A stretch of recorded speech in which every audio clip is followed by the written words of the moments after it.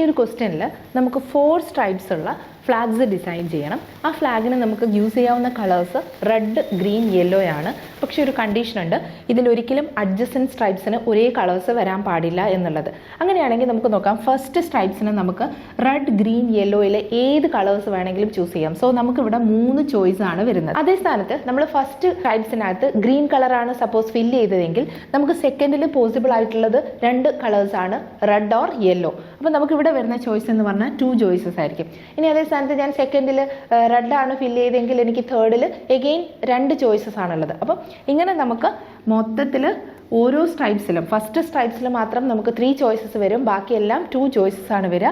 So total നമുക്ക് എത്ര different വേസിൽ ഇതുപോലെ ഫ്ലാഗ് ഡിസൈൻ ചെയ്യാം എന്ന് വെച്ചാൽ 3x2x2x2 ആയിരിക്കും. ദാറ്റ് ഈസ് 3x8 24 ഡിഫറെൻറ്റ് വേസിൽ നമുക്ക് ഫ്ലാഗ്സ് ഇവിടെ ഡിസൈൻ ചെയ്യാം. So option C is the correct answer.